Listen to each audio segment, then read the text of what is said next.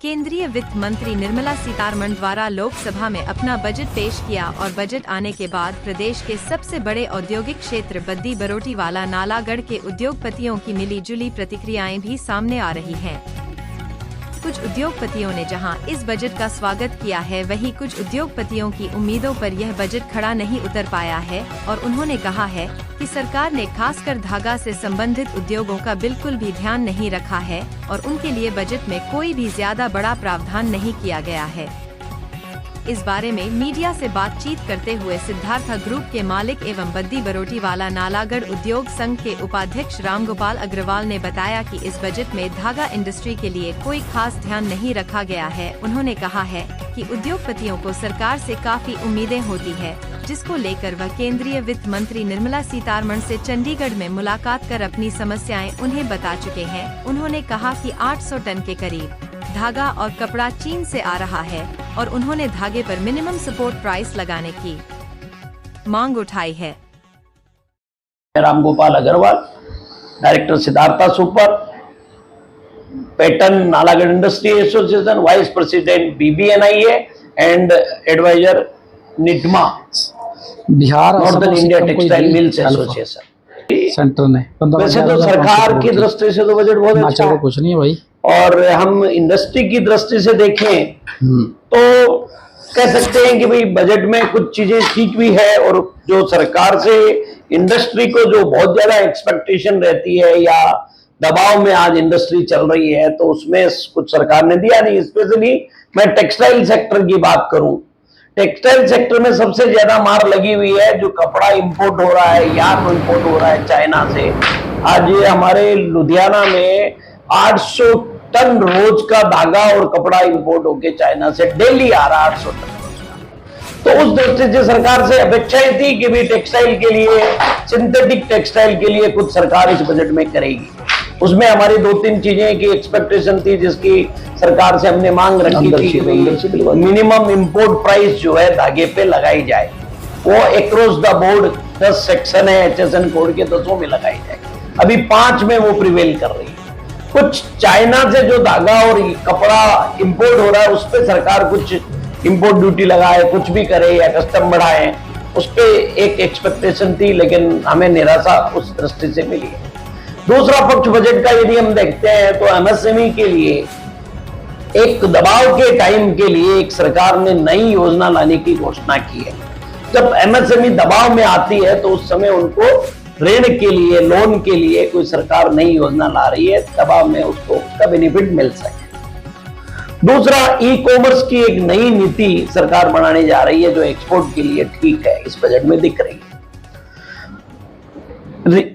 Employment की दृष्टि से सरकार ने इसमें काफी कुछ किया है, कोशिश करी है, जिसमें एम्प्लॉयज प्रोविडेंट फंड में जो नए कर्मचारी है उनकी यदि भर्ती हम लोग करेंगे तो उसमें 2 साल के लिए 3,000 रुपए तक का कंट्रीब्यूशन एम्प्लॉयर को भी सरकार रिइंबर्स करके देगी। जो प्रोविडेंट फंड होता है, एक हिस्सा सरकार एम्प्लॉय देता है, एक हिस्सा एम्प्लॉयर देता है। तो कई जगह हमारे कई मित्र लोग हैं, वो इसलिए या वर्कर लोग नहीं चाहते, उसको प्रोत्साहन देने के लिए, संगठित क्षेत्र में रोजगार का सृजन करने के लिए सरकार ने EPFO में 3,000 रुपए का प्रावधान किया है नए लोगों का, जब हम एनरोलमेंट करते हैं, भर्ती करते हैं। उसी तरह से आपका प्रोडक्शन लिंक इंसेंटिव स्कीम जो सरकार ने कुछ विभिन्न क्षेत्रों में 10-15 सेक्टर के लिए दी है, वो क्या आएगी पता लगेगा, अभी पूरी डिटेल है नहीं। बाकी तो इसके अंदर बजट के लिए आप रोजगार की दृष्टि से सरकार ने काम किया है। हमारे हिमाचल को भी एक बात लिखी गई है, बोली गई है कि भाई जो हमारा पिछले साल बरसात से काफी कुछ नुकसान हुआ, उसके लिए भी सरकार ने प्रावधान किया है। अमाउंट उसकी डिक्लेयर नहीं हो पाई है अभी, तो ये भी अच्छी बात है। और हम यही आशा करते हैं कि सरकार इंडस्ट्री को सपोर्ट करे। हमारे घरेलू उद्योगों को जब तक सपोर्ट नहीं होगा, घरेलू टेक्सटाइल जो है वो आज मैक्सिमम रोजगार देने वाला क्षेत्र है कृषि के बाद में, पूरे भारतवर्ष में नहीं, पूरे वर्ल्ड में। लेकिन सरकार का ध्यान इस ओर बहुत कम है, हमें इससे बहुत निराशा हाथ लगी है। हम आशा करते हैं कि हम बोलते रहेंगे सरकार को, सब लोग मिलके सरकार आगे सुनेगी, ध्यान देगी। और आज भारत सरकार के वित्त मंत्री निर्मला सीतारमण जी ने जो बजट पेश किया है, उसमें हम औद्योगिक दृष्टि से अगर बात करें तो उसमें भारत बिहार, असम और सिक्किम को ही दी भारत सरकार के इस बजट में 11,500 करोड़ देश के अंदर 12 हिमाचल नए को कुछ नहीं हुआ। इंडस्ट्रियल पार्क खोलने की बात की गई है, जो एक स्वागत योग्य बात है। मैं समझता हूं कि भारतवर्ष के अंदर जब 12 नए इंडस्ट्रियल पार्क बनेंगे तो उसे जहां एक तरफ इंडस्ट्रियलाइजेशन को बढ़ावा मिलेगा, वहीं दूसरी तरफ हमारे भारतवर्ष के अंदर जो युवा वर्ग है उनको रोजगार के नए अवसर मिलेंगे। इसी के साथ वित्त मंत्री जी ने एमएसएमई सेक्टर के तहत हर शहर, हर गांव और हर घर में एंटरप्रेन्योर बनाने के लिए जो योजना शुरू की है, जो उनका संकल्प है, उसमें उन्होंने हमारे युवाओं के लिए मुद्रा लोन, जो पहले 10 लाख रुपए का लोन गारंटी के बिना अंदर से दिलवा दें। बैंक दिया करते थे, उसकी जो लिमिट है वो बढ़ाकर 20 लाख की है। वो मैं समझता हूँ एक बहुत बड़ी बात है हमारे युवाओं के लिए, हमारे नए एंटरप्रेन्योर के लिए। इसके लिए भी हम सरकार का आभार प्रकट करते हैं और धन्यवाद करते हैं। इसी तरह सरकार की तरफ से इस बजट में मोबाइल मैन्युफैक्चरिंग इंडस्ट्री को बढ़ावा देने के लिए उसके ऊपर जो कस्टम ड्यूटी थी उसको फ्री किया गया। उससे हमारे भारतवर्ष के अंदर मोबाइल मैन्युफैक्चरिंग इंडस्ट्री को बढ़ावा मिलेगा, क्योंकि इससे पूर्व हम बात करते हैं हमारे भारतवर्ष के अंदर मोबाइल मैन्युफैक्चरिंग इंडस्ट्री उस स्केल पे आगे नहीं बढ़ पा रही थी जिस स्केल पे भारतवर्ष से बाहर दूसरे देशों के अंदर, चाइना के अंदर या अन्य कंट्रियों के अंदर मोबाइल मैन्युफैक्चरिंग इंडस्ट्री बढ़ी है।